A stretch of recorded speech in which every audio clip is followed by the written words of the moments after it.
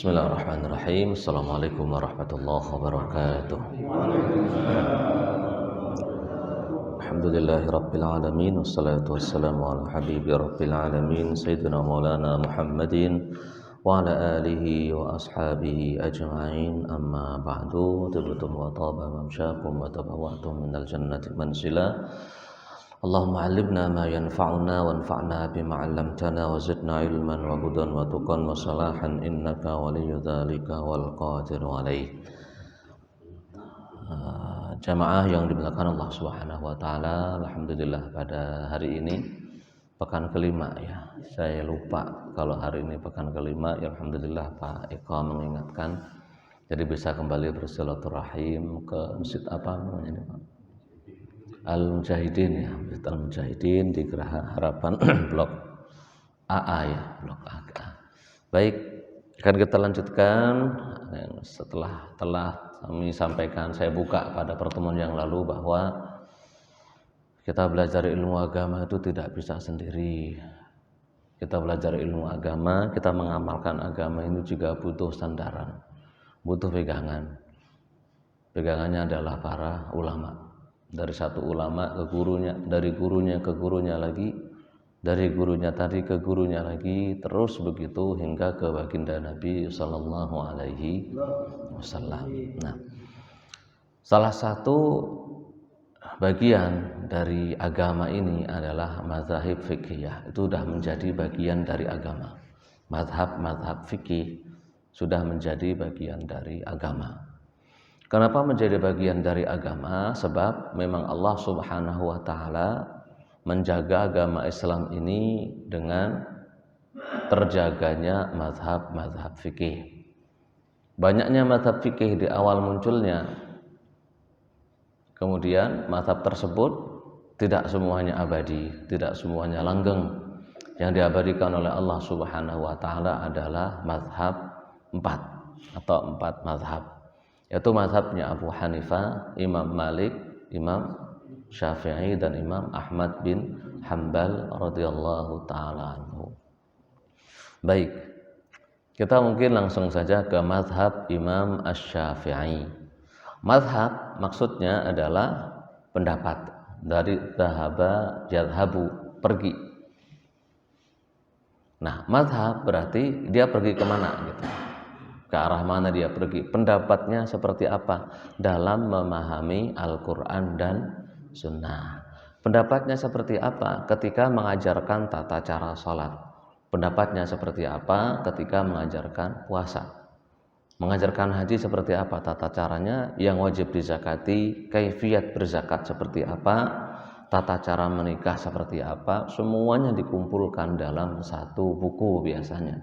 Itulah yang disebut sebagai mazhab. Nah, kemudian mazhab Imam Syafi'i. Siapa itu imam?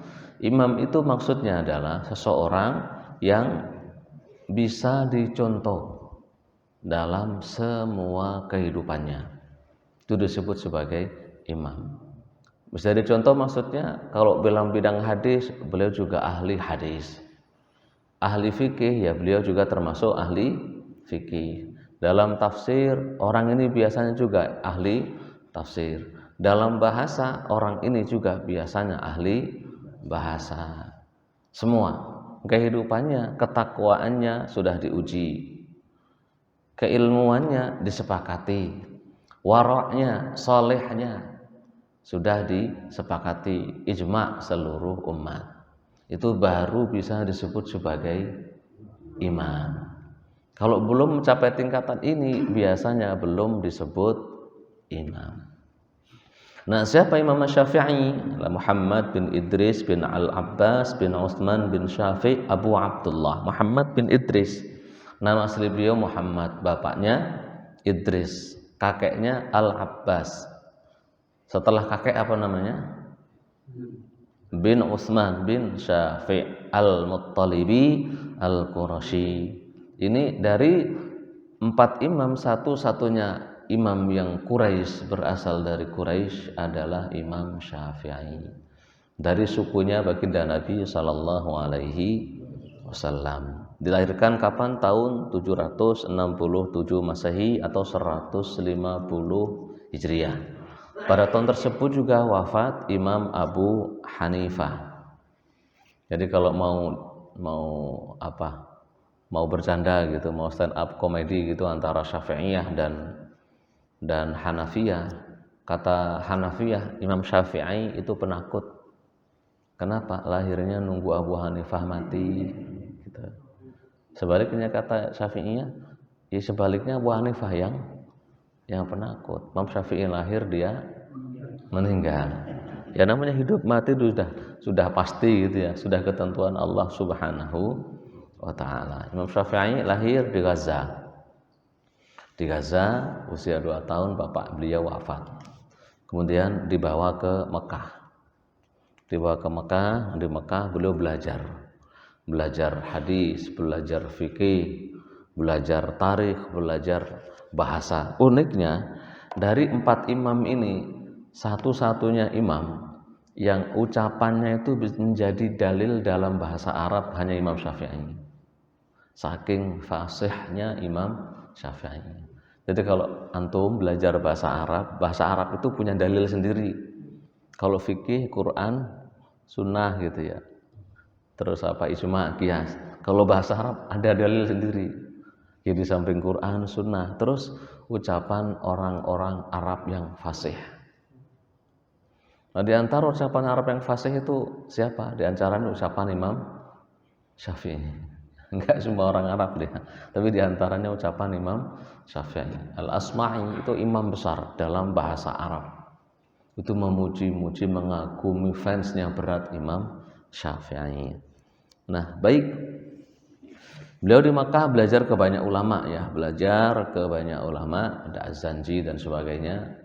Nah, kemudian di Mekah itu usia 15 tahun beliau sudah disuruh menjadi mufti. Mufti itu kalau antum pernah ke Saudi bukan sembrono ya, bukan jabatan sembrono mufti. Orang yang berfatwa menjawab ini halal, ini haram. Itu mufti, berat. Di Saudi itu biasanya para profesor yang berfatwa itu biasanya para profesor. Nah, Imam Syafi'i usia berapa? 15 tahun. Nah, kemudian beliau merasa kurang, ingin nambah ilmunya, lalu menghafal Muwatta Imam Malik selama 10 hari. Al-Muwatta Imam Malik itu kitab yang berisi banyak sekali hadis. Datang kemudian ke Imam Malik untuk belajar. Nah, di sana beliau mulazamah, maksudnya menyertai Imam Malik kemanapun, ikut pelajarannya, lalu menjadi salah satu murid Imam Malik yang paling terkenal sampai Imam Malik meninggal dunia. Awalnya pun beliau ini disuruh menggantikan posisi Imam Malik di Madinah, tapi beliau tidak sreg ya, tidak nyaman. Karena tetap masih ada murid-murid yang lain yang sesuai dengan mazhabnya Imam Malik. Lalu beliau pindah mencari ilmu ke murid-muridnya Abu Hanifah. Jadi datang ke Madinah mencari madrasahnya ahli hadis itu di Madinah. Lalu belajar ke Kufah. Datang ke Kufah menemui murid-muridnya Abu Hanifah, ke Baghdad menemui Muhammad dan Abu Yusuf. Ini 2 orang muridnya Abu Hanifah. Nah, di situ belajar, diskusi, belajar. Nah, kemudian di Baghdad beliau setelah belajar itu mendirikan madhab sendiri. Nah, di saat itu madhab di Baghdad itu sangat-sangat banyak. Ya, ada madhabnya Abu Hanifah, ada Sufyan Ats-Tsauri, ada Abu Thawr, ya ada Imam Syafi'i dan sebagainya. Dan uniknya banyak sekali imam-imam yang di Baghdad itu ngikut mazhab Syafi'i, belajar ke Imam Syafi'i, termasuk Imam Ahmad, Thawri, Abu Thawr, ingat saya itu pada belajar kepada Imam Asy-Syafi'i. Nah, setelah itu beliau hijrah ke Mesir. Hijrah ke Mesir tahun 199 Hijriah. Nah, di Mesir kurang lebih hanya 5 tahun. Di waktu 5 tahun inilah beliau menyebarkan madhab beliau yang direvisi. Jadi ketika di Baghdad pindah lagi ke Mesir, madhab yang dulu beliau revisi menjadi madhab yang baru. Nah, dari Mesir inilah madhab beliau menyebar lagi ke Baghdad, menyebar lagi ke Khorasan. Khorasan itu negara-negara yang belakangnya Baghdad sana, yang sekarang masuk ke yang Jan bilang Azerbaijan dan Tantan itu semua termasuk Wara'an Nahar, Khorasan. Ya termasuk nanti masuk ke India, masuk ke Pakistan, itu dari situ mazhabnya Syafi'i. Sampai sekarang di India mazhab Syafi'i itu lebih bagus perkembangannya, penjagaannya dibandingkan di Indonesia. Dan saya punya guru, salah satu guru saya Syekh Abdul Rashid Maulawi Al-Garlawi dari India. Sanadnya nyambung ke pengarang kitab Fathul Mu'in. Pengarang Fathul Mu'in itu muridnya Ibnu Hajar Al-Haytami, pengarang kitab Tuhfatul Muhtaj. Belum muridnya Syekhul Islam Zakaria Al-Ansari. Beliau lagi ini muridnya siapa? Syekhul Islam Ibnu Hajar Al-Asqalani. Terus nyambung sampai ke Imam Asy-Syafi'i. Nah, baik. Imam Syafi'i ini benar-benar cerdas, alim besar, disepakati oleh seluruh ulama. Rasulullah SAW bersabda dalam riwayat Baihaqi dan banyak yang meriwayatkan, jangan kalian mencela Quraisy, mencaci Quraisy, karena nanti akan ada seseorang dari Quraisy yang memenuhi dunia dengan ilmunya. Ini rata-rata ulama ketika menjelaskan hadis ini maksudnya siapa? Imam Syafi'i. Karena satu-satunya alim Quraisy yang memenuhi ilmunya di dunia ini ya Imam Syafi'i. Ada banyak Quraisy jadi ulama, ada Zaid, Imam Zaid itu masih keturunan Nabi. Cuma enggak se-booming Imam Syafi'i. Ya. Terus kemudian Rasulullah SAW bersabda dalam hadis Ashabus Sunan, sebagian Ashabus Sunan dengan sanad sahih tentunya, bahwasanya Allah Subhanahu wa Ta'ala mengutus pada awal setiap abad orang-orang yang memperbarui agamanya. Awal abad, di awal abad, berarti awal abad kedua tahun 100 sekian gitu. Abad ketiga awalnya tahun 200 sekian.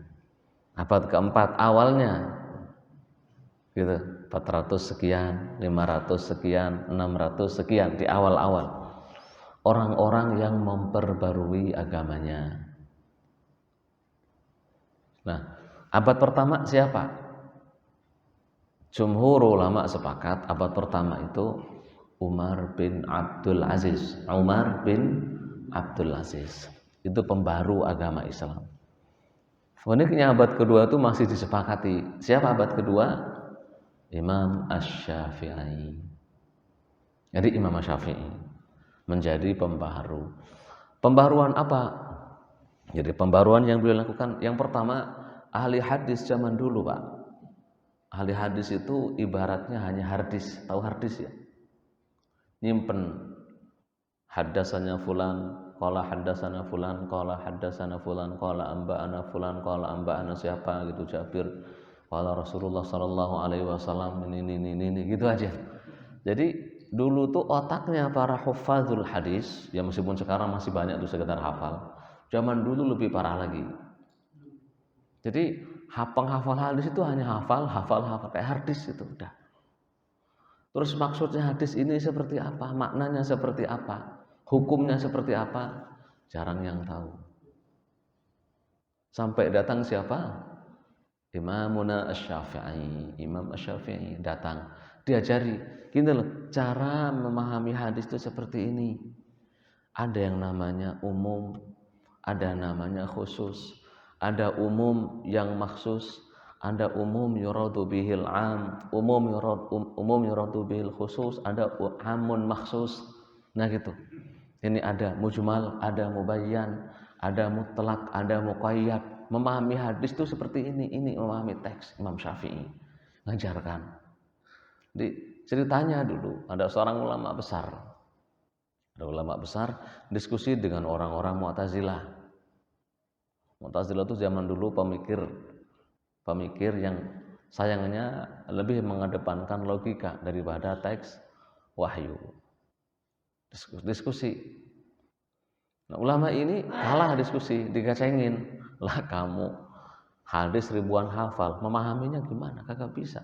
Kalau nggak percaya, pahami hadis ini, diem nggak bisa. Nggak tahu maknanya. Ketika berusaha memahami, ya nggak bisa lah. Coba kalau benturkan dengan hadis seperti ini gimana? Nggak bisa, nggak tahu. Bingung sendiri. Lalu Imam Syafi'i, dia datang ke Imam Syafi'i, ngadu, Imam, diskusi dengan orang-orang Mu'tazilah. Seperti ini akhirnya, kata Imam Syafi'i, oh nggak seperti itu. Lah terus ajarkan saya. Tuliskanlah sebuah buku atau sebuah surat, tapi suratnya panjang. Ya, suratnya itu panjang.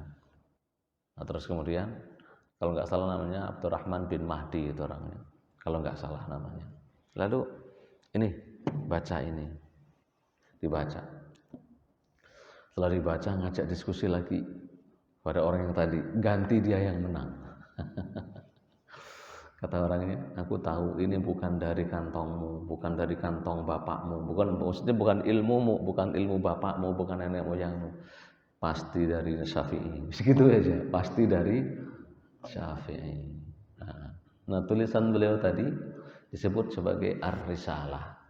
Itulah ilmu usul fikih pertama kali yang dibukukan dalam sejarah. Makanya disebut sebagai mujaddid pembaru Imam Syafi'i. Dalam masalah hadis, sebelum Imam Syafi'i tenar gitu. Ahli hadis itu meriwayatkan semua hadis, semuanya diriwayatkan.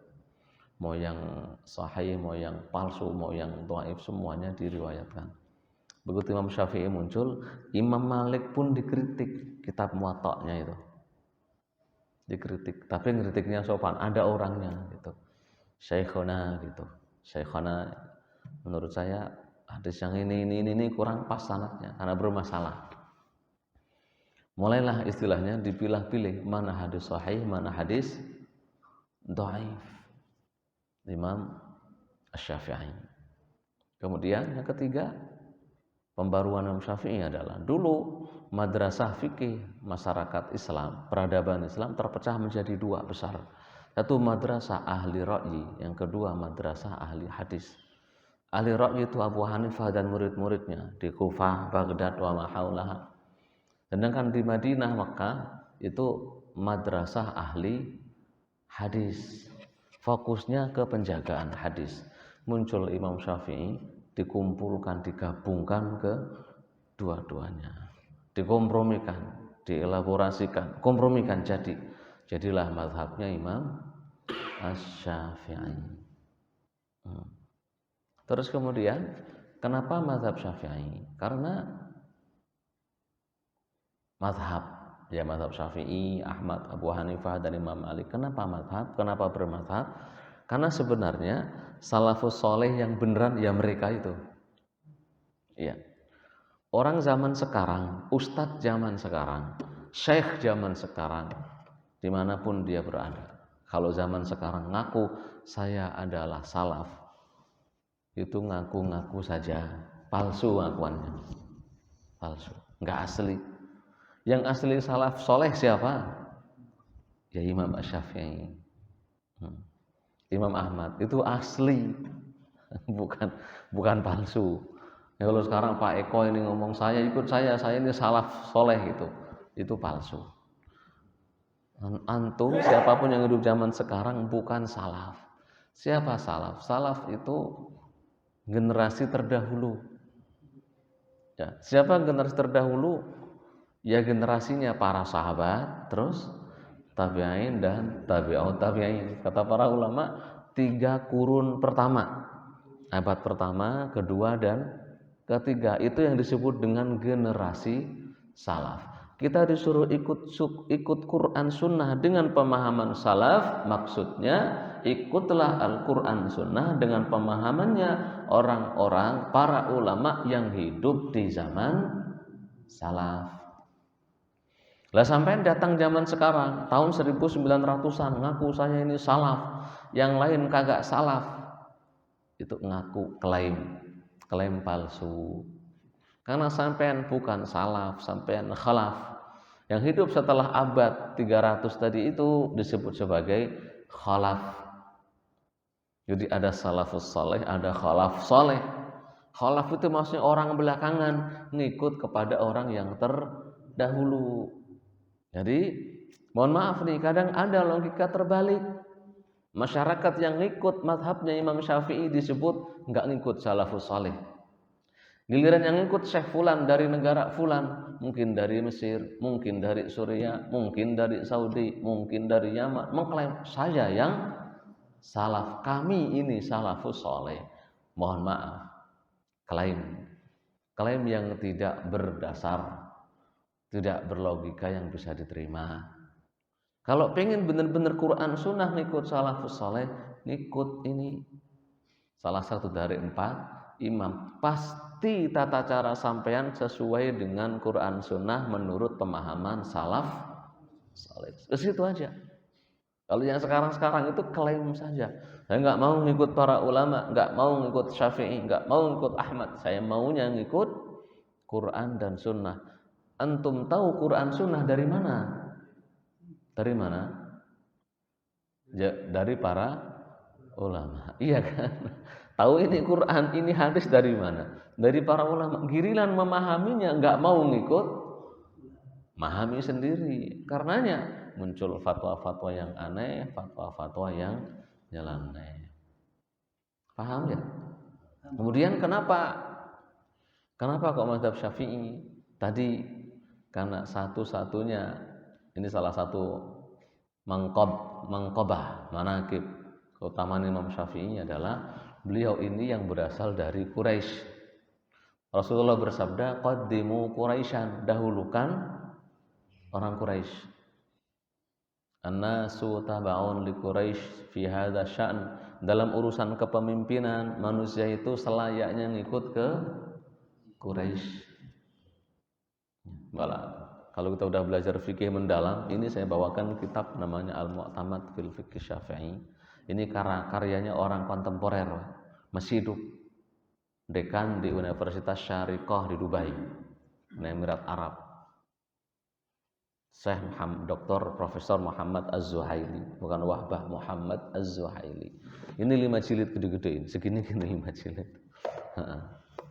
Kalau udah membahas tentang khilafah, kepemimpinan, nanti jumhur ulama sepakat yang didahulukan kalau masih ada adalah Quraisy untuk menjadi khalifah. Yang lain belakangan dulu dah, biar Quraisy dulu. Ya nanti kalau panjang, semoga panjang umur ya semuanya. Ngaji pekan kelima terus gitu. Ngaji pekan kelima. Iya. Nah, jadi dengan mengikuti Imam Syafi'i itu berarti ngikut Quraisy. Jadi seolah-olah kalau ngikuti Imam Syafi'i itu secara ilmu ngikut Nabi, secara nasab ngikut Nabi, meskipun nasabnya nggak nyambung ke Nabi, nasabnya nyambung ke sama-sama dari Quraisy. Ya, paham ya?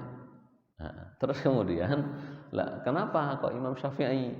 Kenapa kok Imam Syafi'i? Karena mazhab Imam Syafi'i itu mazhab yang paling enak untuk dipelajari, untuk ditelaah, mazhab yang paling enak mazhabnya Syafi'i. Ya, ini sudah pengalaman para profesor, para ulama dari zaman dulu. Sampai disebutkan, saya heran ada orang belajar mazhab Syafi'i 2 tahun kok nggak paham, tuh heran. Saking mudahnya. Asal antum tahu bahasa Arab gitu ya. Giliran kalau antum belajar mazhab Maliki, itu mazhab yang paling sulit. Sampai dikatakan, saya heran ada orang belajar mazhab Maliki 10 tahun kok bisa paham. Paling sulit, bulat kalimat-kalimatnya itu bulat, benar-benar sulit. Beda dengan mazhab Imam Syafi'i, mudah sekali. Kalimat-kalimatnya jelas, sarah-sarahnya semuanya jelas. Ya, uniknya orang Indonesia itu suka dengan kitab Syafi'i yang termasuk sulit, namanya kitab Fathul Mu'in. Bulat itu, Pak. Kita Fathul Mu'in itu bulat. Lebih bulat lah, kita bulat ya. Ruwet gitu. Ada kata ganti baliknya berapa halaman sebelumnya. Kata ganti tapi baliknya jauh sekali. Fathul Mu'in. Ada yang lebih bulat lagi kitab namanya Tuhfatul Muhtaj. Nah, kalau belajar Syafi'i, sebelum menjadi orang hebat dalam mazhab Syafi'i, jangan baca kitab ini. Bacalah kitab namanya Fathul Wahhab. Enak sekali kitab namanya Fathul Wahhab. Saya sudah ada terjemahnya, mungkin seharusnya sudah ada ya, Fathul Wahhab. Tidak tahu sudah terjemahkan atau belum. Atau kitab apa? Atau kitab Mughnil Muhtaj, itu 4 jilid, ada yang cetak 5 jilid, ada yang 8 segede-gede ini. Ya, segede-gede ini. Tapi 8 jilid itu ada. Nah, itu bahasanya enak. Dalilnya ini kalau mau diskusi seperti ini. Enak lagi kitab kalau udah pinter namanya kitab Al-Majmu' Syarhil Muhadzab atau kitab Al-Hawi Al-Kabir atau kitab Fathul Aziz Syarah Al-Wajiz. Itu puluhan jilid semua, tapi dibaca itu enak. Jadi kalau mau belajar mazhab enak, siapa mazhab Syafi'i. Terus kenapa bermazhab?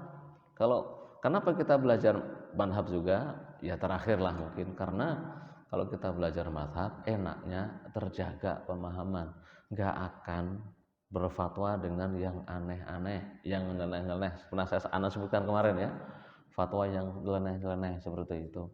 Ada yang berfatwa musafir boleh mengqashar sholat selamanya meskipun musafirnya setahun, 2 tahun, 3 tahun. Bahkan saya di Saudi 7 tahun gitu boleh mengqashar dan jamak sholat selama di sono. Enak Pak. Iya, enak tenan gitu. Nggak akan keluar fatwa yang merugikan negara kita. Contohnya apa? Fatwa nikah dengan niat cerai. Itu fatwa dari mana? Dari Arab itu Pak. Nikah dengan niat cerai. Boleh enggak Syekh? Kata Syekhnya, ya selama ada saksi, ada walinya, ada maharnya, udah dianggap sah aja. Urusan cerai urusan kamu. Udah datang ke sini. Kemana yang suka kawin niat, kawin kontrak itu? Daerah mana? Puncak ya. Ya Allah, ngerusak negara kita dengan fatwa yang aneh-aneh seperti itu, Pak. Ya. La haula wala quwata illa billah. Taib. Jadi itu kenapa belajar mazhab Syafi'i. Jadi karena banyak keistimewaan yang bakal didapat. Nah, yang paling utama ya kita kalau belajar ilmu, belajar fikih, belajar agama menggunakan mazhab fikih, itu kita benar-benar ngikut secara benar. Enggak hanya ngikut orang-orang yang mengklaim. Semua mazhab fikih itu ya Quran Sunnah semua, Pak. Enggak ada mazhab fikih yang meninggalkan Quran Sunnah, semuanya Quran Sunnah. Jadi kalau ada yang mengatakan ikut siapa, ikut Syafi'i atau ikut saya, kalau kamu ikut Syafi'i saya ikut Nabi, bodoh itu Pak, mohon maaf, bodoh. Lah kamu kira kamu lebih hebat dari Syafi'i? Oh saya ikut guru saya, ikut gurunya kan, gurunya. Lah sekarang gurumu itu apa lebih hebat dari Syafi'i? Enggak. Coba sekarang ulama mana saya pengen tahu batang hidungnya yang aku lebih hebat dari Imam Syafi'i. Saya pengen tahu batang hidungnya Pak. Kalau ada, ayo. Tak pengen tahu. Saudi udah tak kelilingin Pak. Enggak ada yang berani ngaku saya lebih hebat dari. Enggak ada Pak. Enggak ada, satu pun enggak ada di ulama Arab itu yang ngaku saya lebih hebat dari namanya Syafi'i, dari Ahmad, dari Abu Hanifah, dari Imam Malik itu enggak ada sama sekali. Baik, terus kemudian kalau pengen belajar mazhab fikih, bagaimana caranya? Mazhab Syafi'i anggap. Jadi jangan langsung membaca karya Imam Syafi'i. Ma kutiba awalan fil madhabi quri'a muakharan atau quri'a mutaakhiran. Yang ditulis oleh pendiri madhab itu tidak boleh dibaca para pemula. Lah terus dibaca bagi para senior,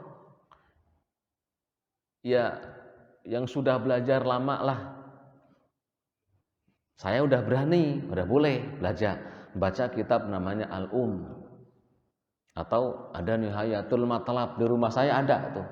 Ada Al-Hawi Al-Kabir, ada kitab Al-Bayan, ada kitab Fathul Aziz, ada tuh.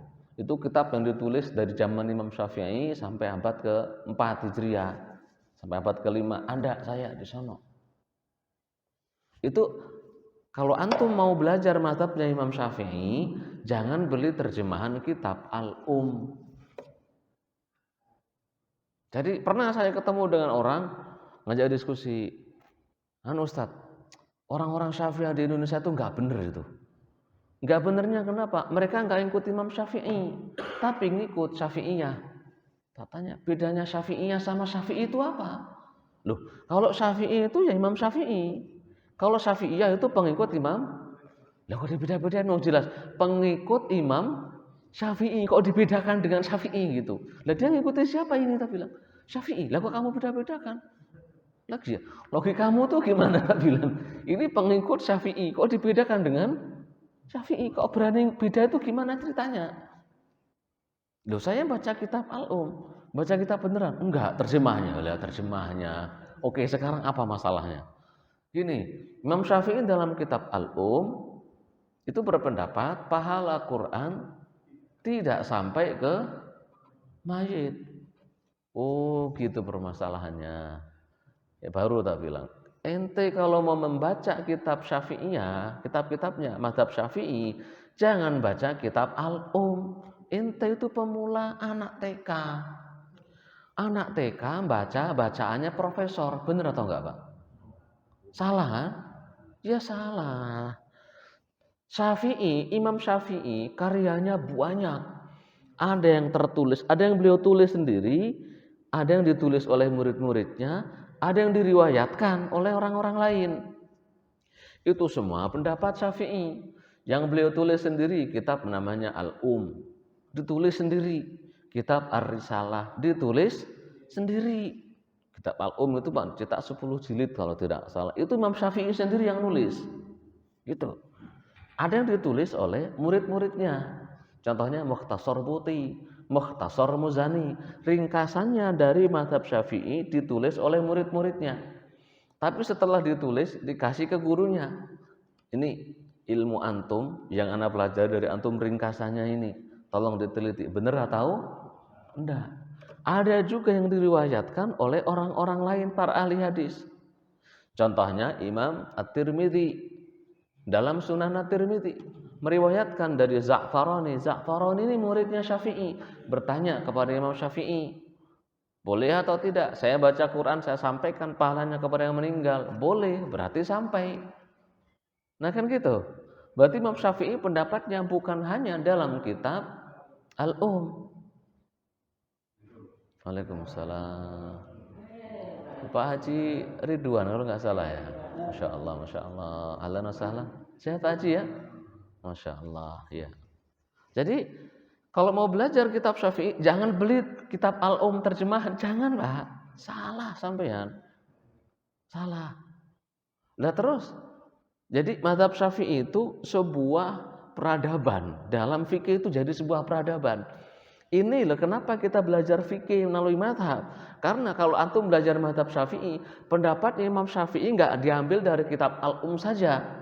Diperbandingkan dari kitab Al-Um, dari Mukhtasar Muzani, dari Mukhtasar Buti. Juga dari sunan-sunan yang lain, Sunan Tirmidzi diriwayatkan dari Ibnu Khuzaimah, dari dikumpulkan semua. Mana yang benar-benar mazhab Syafi'i, mana yang benar-benar pendapat Imam Syafi'i. Ini kalau pendapat yang jadid, yang kodimnya seperti apa? Dipilah-pilih oleh murid-muridnya. Jadi benar-benar diuji secara ilmiah. Ada yang pernah nulis skripsi? Ada? Halo? Menulis skripsi ya? Nulis dulu ya. Nulis skripsi. Nulis skripsi itu ada sidangnya enggak? Yang nyidang berapa orang cuma? 3 gitu ya. Kalau yang ambil S2 siapa? Ada ya? Nulis apa namanya? Tesis. Disidang enggak? Sidang. Yang nyidang cuma beberapa biji kan? Jebut sidang terbuka. Ada enggak yang mau diskusi di situ? Jarang sekali kan? Formalitas. Ya Wanda? Formalitas. Kalau namanya karyanya Imam Syafi'i, karyanya Imam Syafi'i itu sudah dibuka semua oleh para ilmuwan di sidang dari tahun ke tahun, gak hanya sekali, Pak. Saya punya tesis master saya, itu Al-Qawaidul Fiqhiyah fi kitab Asnal Matalib Syarah Raud Talib. Itu 4 jilid kitab, saya baca semua, saya keluarkan kaidah fikihnya, kemudian saya jelaskan, saya perbandingkan dengan mazhab-mazhab yang lain. Jadi satu karya tesis 1000-an halaman, ya kurang sekian 1000 halaman. Itu saya tulis, sidang sekali aja. Udah setelah itu ada di perpustakaan Jamiatul Imam Sono di Riyadh. Yang baca siapa? Enggak ada, Pak. Doktor-doktor, profesor-profesor itu punya karya-karya di perpustakaan, siapa yang baca? Enggak ada. Jarang yang diteliti ulang, itu jarang. Beda dengan Imam Syafi'i, semua bukunya itu diteliti ulang, dibaca ulang, diteliti. Sudah sesuai dengan Quran dan Sunnah atau belum? Oleh siapa? Murid-muridnya sendiri. Yang sudah dipesan nih, kalian sudah aku ajarkan cara memahami Quran dan Sunnah menurutku, menurut standar pemahamanku. Nah, nanti buku-buku saya teliti ulang, benar-benar diteliti ulang. Sampai menjadi satu kesatuan, ramuan khusus gitu, kalau ibaratnya obat gitu ya. Jadi ini yang dipakai dalam mazhab Syafi'i, ini diteliti semua dulu. Ya. Jadi jangan saya mazhab Syafi'i. Ada kitab Al-Um. Lah ya, bodoh itu namanya. Mau belajar kitab Syafi'i, bagaimana caranya? Ambil kitab pemula. Ya, kitab pemula. Kitab pemula itu biasanya tidak disertai dalil. Ya namanya juga pemula, Pak. Arkanul wudu isittatun, rukun-rukun wudu ada 6, niat, terus membasuh muka, terus membasuh kedua tangan, mengusap sebagian kepala, membasuh kaki sampai mata kaki, kemudian at-tartibu ahlama zakarna, dan harus berurutan sesuai yang kami sebutkan. Itu nanti ada syarahnya, di syarahnya baru dikasih dalil. Mudeng. Jadi kalau mau belajar fikih Syafi'i atau fikih apapun dari bawah sampean TK, belajarlah anak TK. Ini Budi, ini Ibu Budi, Ibu Budi bawa ini gitu ya mungkin. Nah, seperti itu belajarnya. Jangan langsung terjemahan, belajarnya kitab Al-Um, ya bau bubrah sampean. Enggak belajar fikih Syafi'i malah mau merusak fikih Syafi'i gitu. Paham ya? Nah, kalau mau belajar yang kedua caranya, carilah guru yang mengerti fikih Syafi'i. Cari guru. Kalau antum belajar fikih tidak pakai guru, kata Imam Nawawi dalam kitab Al-Majmu' Syarhil Muhadzab, maka nasyaikhuhu kutubuhu fa khata'uhu yaghlibu shawabah. Siapapun yang gurunya itu adalah buku sendiri, gak mau cari guru beneran, maka pasti salahnya akan mengalahkan benernya. Kan banyak sekali, sangat disayangkan disebut ustadz di Indonesia ini. Ngisi kajian, disebarkan di channel-channel YouTube, yang nonton juga ribuan, tapi penuh pembohongan publik terhadap mazhab Syafi'i. Pembohongan publiknya luar biasa. Saya nggak menyebutkan lah namanya orang salah, tapi sayangnya kok ya nggak mau meralat perkataannya. Orang-orang yang model seperti harusnya meralat perkataannya, mohon maaf saya kemarin salah paham, tapi enggak, wis wali seolah-olah enggak pernah melakukan kesalahan dalam menyampaikan mazhab Syafi'i. Buat menyampaikan ke masyarakat dalam mazhab Syafi'i, menjaharkan niat, melafalkan niat itu enggak sunnah. Kata dia gini, gitu. Yang mensunnahkan hanya satu, Abu Abdullah Az-Zubairi. Itu pun sudah dibantah oleh Imam Nawawi. Jadi yang benar dalam mazhab Syafi'i pun niat itu tidak dilafalkan, tidak diusollikan, tidak dinawaitukan. La haula wala quwata illa billah. Ternyata bohong. Lagi-lagi apa? Bohong. Buka aja kitab Muhadzabnya dengan Syarah Al-Muhadzab Al-Majmu'. Ternyata di kitab Al-Majmu' Syarah Muhadzab, Abu Abdullah Az-Zubairi tidak mensunnahkan lafal niat, tapi mewajibkan. Beda enggak antara sunnah dan wajib? Beda. Abu Abdullah Az-Zubairi mengatakan kita sebelum sholat bilang usalli fardhu subahi, itu hukumnya wajib. Sama Imam Nawawi dibilang salah, bukan wajib, tapi yang benar sunnah. Jadi seluruh ulama Syafi'iyah sepakat sunnah melafalkan niat. Ini Ustadz beraninya bilang di mazhab Syafi'i tidak sunnah. Salah malah yang disebut, yang mengatakan sunnah itu katanya salah. Yang benar dalam mazhab Syafi'i adalah yang bilang tidak sunnah. Ya Allah, pembohongan publik. Dan yang seperti itu banyak. Ada lagi ustadz yang bilang di mazhab Syafi'i itu enggak sunnah setelah sholat baca Al-Fatihah. Kan biasanya sebelum doa baca Al-Fatihah atau setelah doa kan baca Al-Fatihah gitu ya. Di sini mazhab Syafi'i bukan sih Pak sini ya? Campur-campur ya, tergantung yang gitu ya. Tergantung informasi. Tergantung jalur informasinya gitu ya. Ini datang Ustadz Khazin ngajak ke mazhab Syafi'i, besok datang Ustadz yang salafus soleh gitu mungkin ya. Enggak boleh mazhab. Ya terserah lah. Perumahan gitu kan karena merasa punya duit, ala Ustadz tinggal dibayar ini kata mereka gitu ya. Nauzubillahi min dzalik waliyah. Iya. Ada Ustadz mengatakan dalam mazhab Syafi'i itu enggak itu bid'ah, enggak boleh. Enggak ada dalam mazhab Syafi'i. Baca Al-Fatihah setelah sholat sebelum doa itu. Merujuknya kemana? Kitab Subulus Salam. Ya Allah, orang kalau enggak mudeng. Makanya belajar fikih itu pakai guru. Lah belajar fikih Syafi'i pakai Subulus Salam. Dari mana ceritanya itu, Pak? Subulus Salam itu mazhabnya Zaidi. Imam As-San'ani itu namanya, itu mazhabnya Zaidi, Syiah. Lah kok dibilang mazhab Syafi'i? Gimana ceritanya itu, Pak? Nah kalau mau tahu setelah sholat baca Fatihah atau enggak, buka kitab Fatawa Ar-Romli. Anda saya kitabnya juga di rumah. Anda boleh atau tidak orang setelah sholat, boleh enggak masalah seperti itu membaca surat Al-Fatihah. Paham ya? Iya. Zikir berjamaah di mazhab Syafi'i. Oh enggak boleh itu kan. Ya Allah, buka kitab Asnal Matalib. Nanti ketemu. Ada dalam mazhab Syafi'i kaul yang membolehkan zikir jamaah terus menerus. Kalau Imam Syafi'i zikir jamaah itu hanya untuk ngajari makmum. Gitu.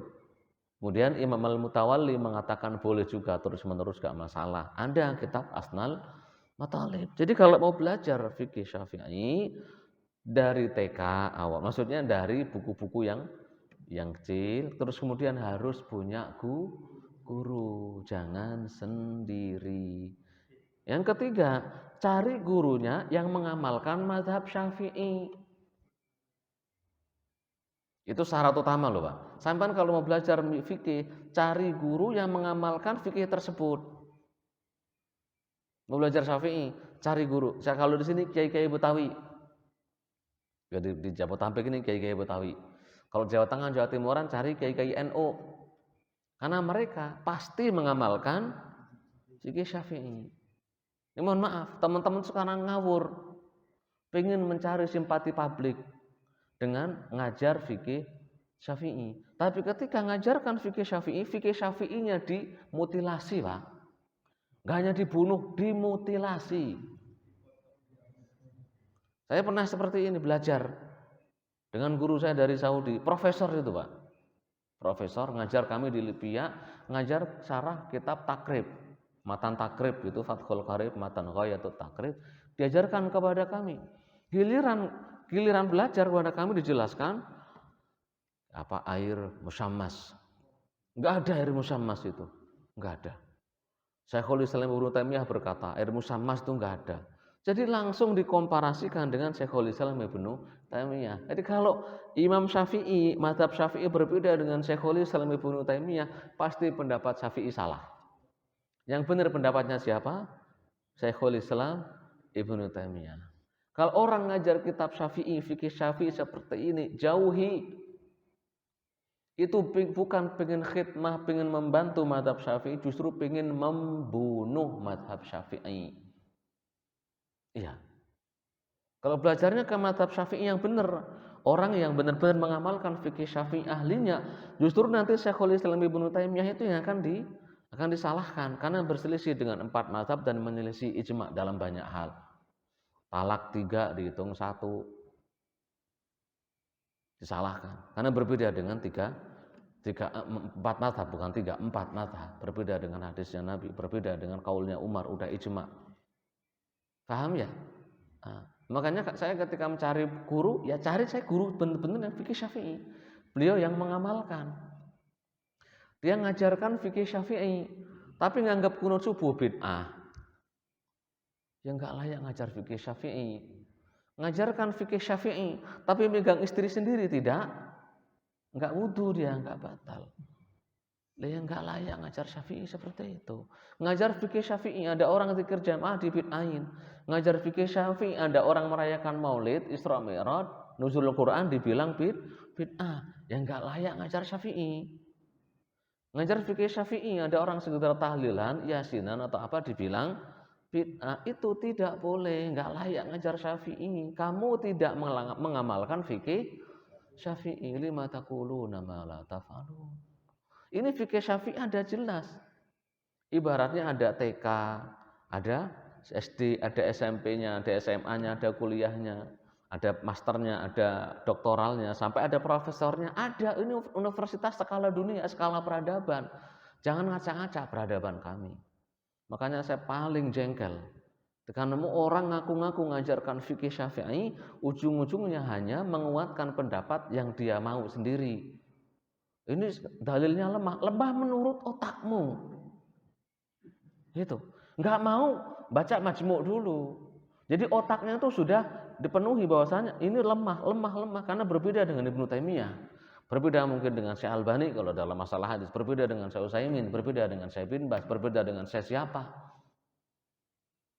Enggak seperti itu caranya. Dibukalah hatinya. Ini mazhab saya pelajari dengan benar. Karena kalau belajar dengan benar, saya bisa menjamin kok. Sampai akan tahu ketika belajar dengan saya fikih Syafi'i, akan saya sebutkan. Ini kalaupun hadisnya dhaifnya pun menurut ulama Syafi'i sendiri. Kalaupun saya akan fatwakan di luar fikih Syafi'i, itu menurut ulama Syafi'iyah sendiri.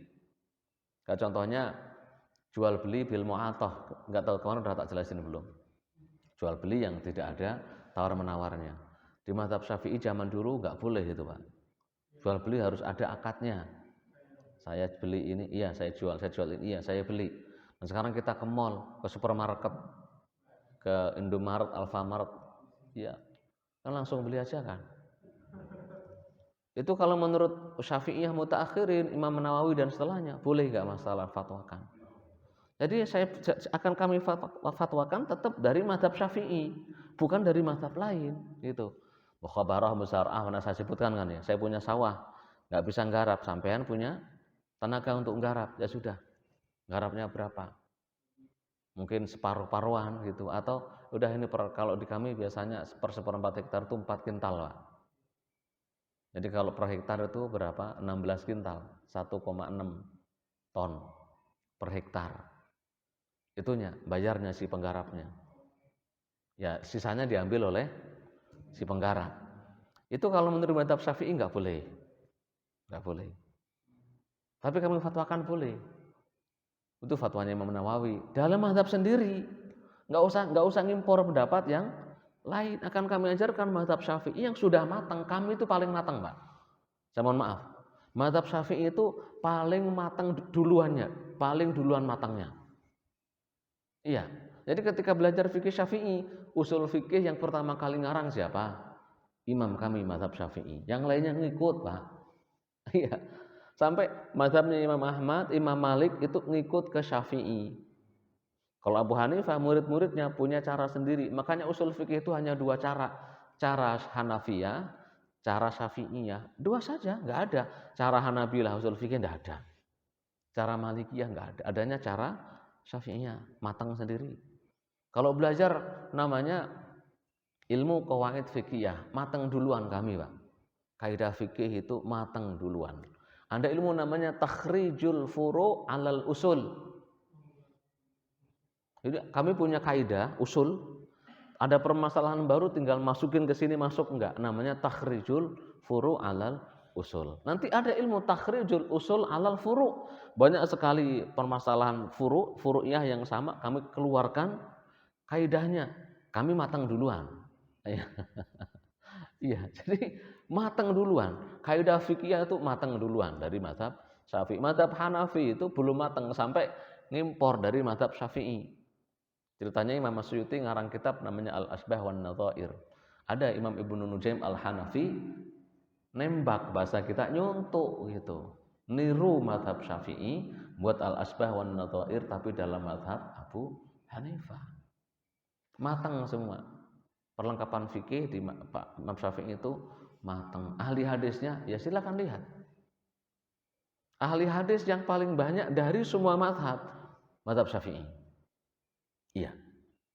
Bahkan muhaddisnya itu kebanyakan dari Syafi'i. Sebut saja Imam Hakim Abu Abdullah An-Naisaburi, Hakim, pemilik kitab Al-Mustadrak, mazhabnya Syafi'i.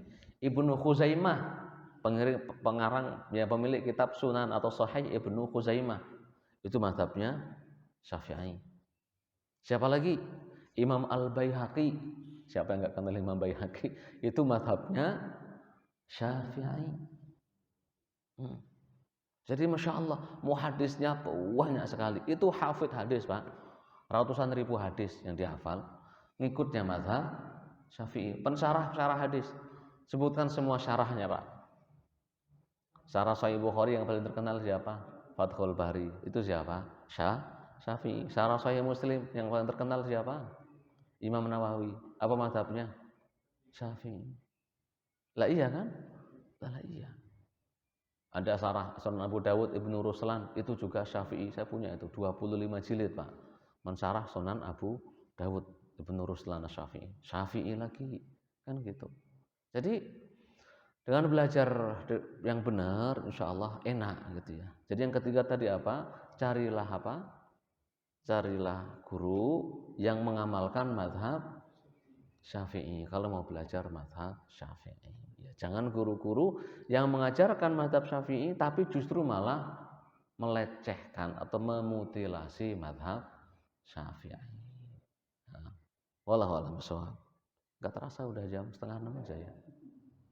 Udah sih, itu aja ya. Terus kalau terakhir, dari kitab mana dulu kita mulai kalau belajar fikih Syafi'i? Zaman dulu biasanya kalau orang Indonesia belajar dari kitab Al-Mabadi Al-Fiqhiyah. Setelah itu belajar dari kitab Matan Ghayatut Takrib dengan syarah Fathul Qarib. Ya. Setelah itu naik ke kitab bisa ke namanya Kifayatul Akhyar atau ke Fathul Wahhab, atau ke kitab I'anatut Talibin. Nah, itu udah syarahnya Fathul Mu'in. Setelah dari situ naik biasanya ke Kanzur Raghibin atau dikenal dengan istilah Hasyiyah Mahalli. Setelah Hasyiyah Mahalli sudah selesai Pak. Orang kalau sudah belajar Hasyiyah Mahalli atau kitab Minhajut Talibin dengan syarahnya ada Hasyiyah Mahalli, ada Hasyiyah Mughnil Muhtaj, Tuhfatul Muhtaj, Nihayatul Muhtaj, Umdatul Muhtaj dan sebagainya, itu sudah selesai belajar mazhab Syafi'i, tinggal ngembangkan sendiri, monggo silahkan. Tapi mazhab Syafi'i sudah selesai, tinggal perbandingan mazhab yang di Syafi'i juga. Ada Fathul Aziz, ada Al-Majmu', Al-Hawi, Al-Kabir dan sebagainya. Walau a'lam bishawab. Apa itu?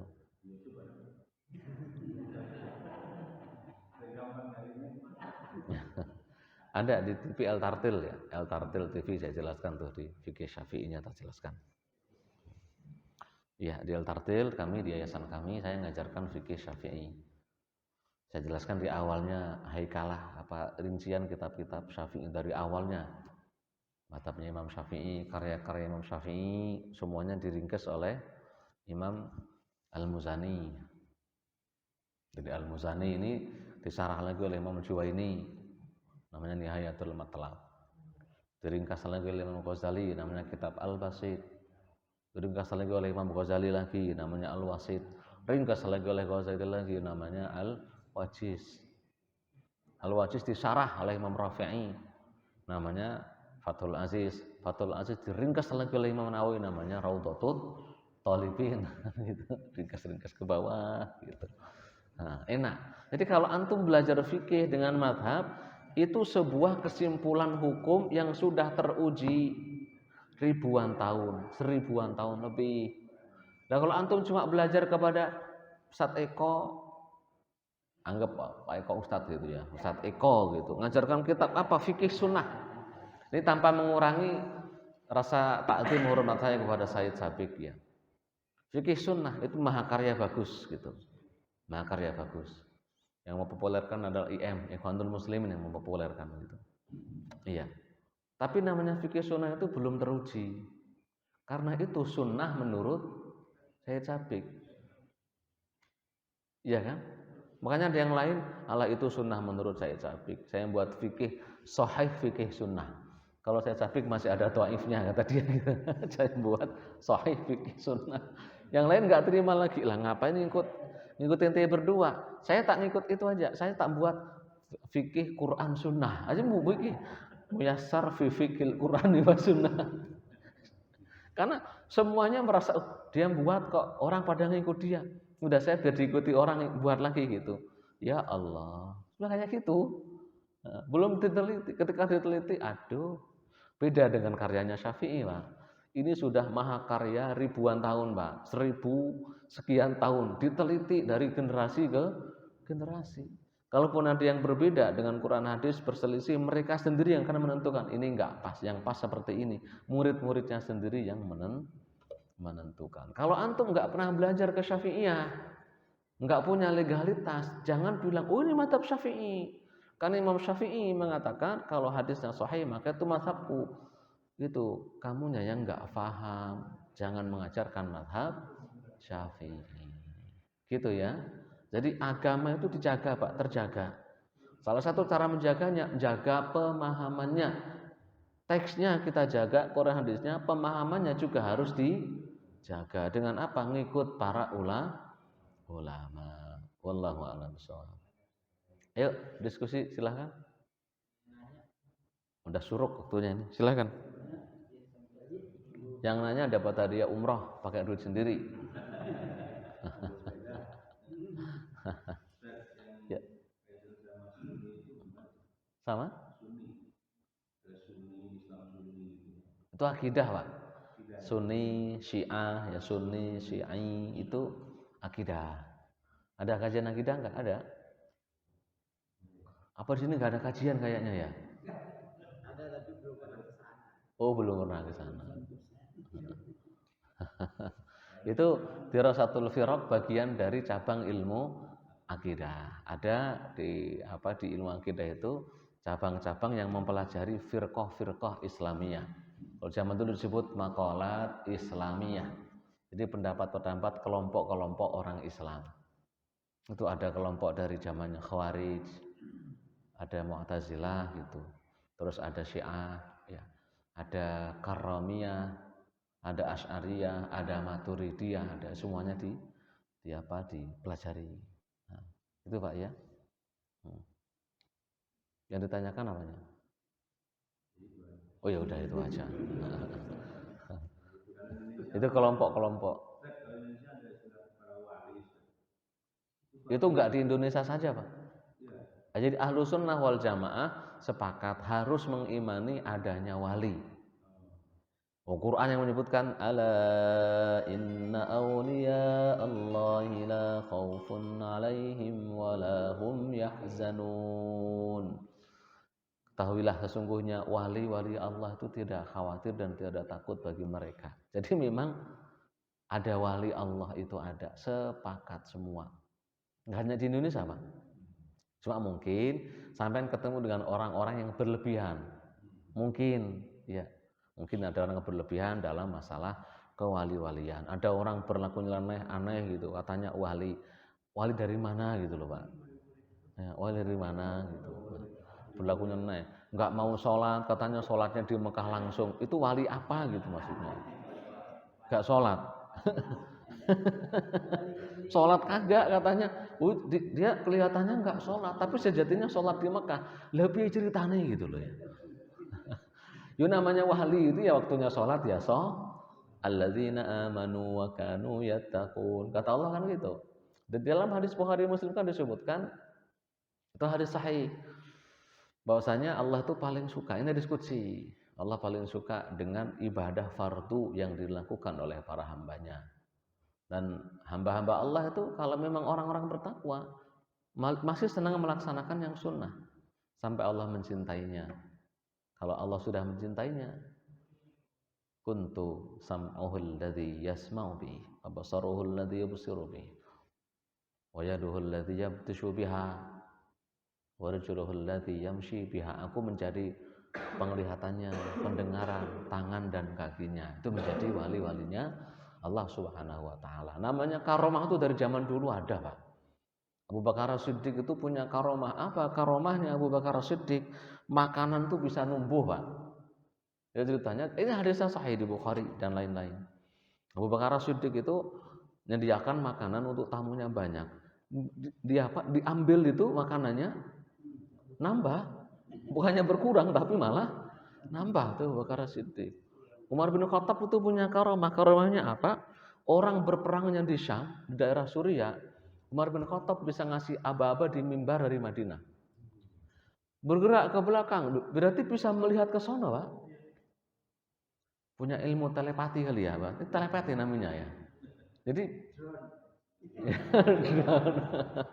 drone gitu ya mungkin. Jadi belum ada satelit, belum ada sinyal 4G wala 5G, belum ada, Pak. Tapi bisa melihat yang di Syam gitu, tembus pandang ya. Tembus pandang gitu. Dan yang di Syam dengar aba-aba Umar. Sampeyan bayangin. Para sahabat itu pernah berapa ribu pasukan nyeberangi sungai dalam, kudanya aja enggak tenggelam, Pak. Tetap bisa naik ke sungai. Bisa. Pernah dengar Ukasyah bin Mihsan? Ukasyah. Ukasyah itu yang al-hadis pernah Rasulullah bersabda, ada umatku 70.000 masuk surga tanpa hisab. Kata Ukasyah, saya minta doain masuk mereka ya Rasulullah. Iya, kamu ya, gitu. Yang lain, saya juga ya Rasul. Sabaqaka Ukasyah, kamu didahului oleh Ukasyah. Ukasyah itu perang sama Nabi, perang Uhud kalau tidak salah, atau perang apa. Pedangnya udah habis, Pak. Pedang kan namanya pedang ya. Tergantung bajanya dari apa ya. Perang itu patah-patah terus gitu, habis. Kata oleh Nabi dilempar kayu. Bukan dilempar kayu. Ini pakai kayu ini Ukasyah. Dilempar. Itu sampai tangan Ukasyah, Pak, jadi pedang, Pak. Bukan sulap, bukan sihir, namanya karomah, jadi pedang. Hadisnya sahih, buka aja. Iya, langsung pedang.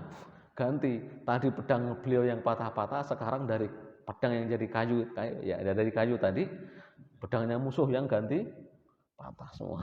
Masya Allah. Jadi wali itu ada, Pak. Itu pembahasan dalam kitab akidah. Tapi jangan ngaku-ngaku wali, kecuali wali murid. Wali murid boleh apa? Kalau orang ngaku wali itu dipertanyakan kewaliannya. Ciri-ciri wali itu biasanya nggak ngaku dia wali. Bahkan kadang wali itu nggak tahu kalau dia adalah, kadang gitu, Pak ya, kadang. Iya. Iya, ada lagi? Ya, di sini. Ya. Salat sunnah awal ini bagaimana caranya? Salat sunnah awabin itu di jumhur ulama maksudnya adalah salat sunnah yang dilaksanakan waktunya setelah maghrib sampai isya. Ya. Nah, dalam hadis salat sunnah awabin itu disebutkan sebagai salat duha. Salatul awabin idza ramadatil wa fisam kalau tidak salah. Salat awabin itu maksudnya adalah salat ketika anak-anak unta mulai kepanasan. Berarti salat duha. Tapi kalau untuk terminologi para ulama, salat awabin itu adalah menghidupkan waktu antara maghrib sampai isya dengan salat. Ada yang mengatakan 12 rakaat, ada yang mengatakan berapa rakaat. Intinya menghidupkan waktu antara maghrib dan isya. Apakah sunnah? Menurut jumhur ulama sunnah. Karena para sahabat menghidupkan waktu antara maghrib dan isya tadi dengan sholat. Riwayatnya banyak sekali Pak dari para sahabat. Buka kitab Aunul Ma'bud fi Syarhi Abi Dawud, fi Syarhi Sunan Abi Dawud. Ya, karya Abdul Azim Al-Abadi kalau tidak salah. Nah, itu ada kitabnya, pernah saya diskusikan juga dengan teman-teman, menyebutkan banyak sekali sahabat yang menghidupkan waktu antara maghrib sampai isya. Terserah mau antum sebut sebagai sholat nawafil, itu hadisnya dhaif kalau secara hadis, tapi kalau para sahabat menghidupkan itu sahih, sanadnya sahih. Jadi silakan dihidupkan waktu sholat, waktu antara maghrib sampai isya disebut dengan sholat nawafil. Dua rakaat. Kaidahnya sholatul laili masna. Sholat malam itu 2 salam. Kenapa kalau dihidupkan? Karena waktu itu banyak orang lalai. Waktu antara maghrib sampai isya banyak orang lalai. Kalau nggak percaya coba aja sampean. Antara maghrib dan isya itu ngapain Pak? Ngobrol, nonton, ngerokok, ngopi ngerokok. Rokok sambil ngopi gitu, sambil nonton gitu. Banyak kan gitu Pak. Sambil dia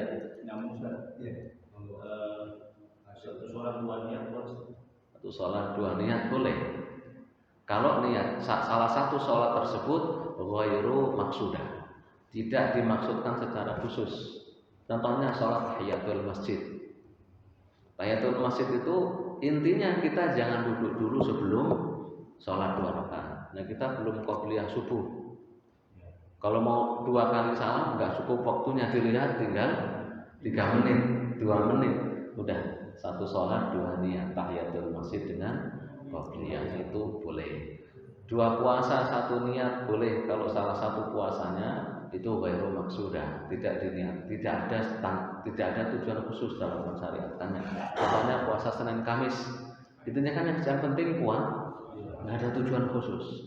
Jadi kok pas puasa Arafah harinya Senin, niati 2 boleh. Atau sampean mau mengkodok puasa Ramadan, carinya Senin Kamis, boleh.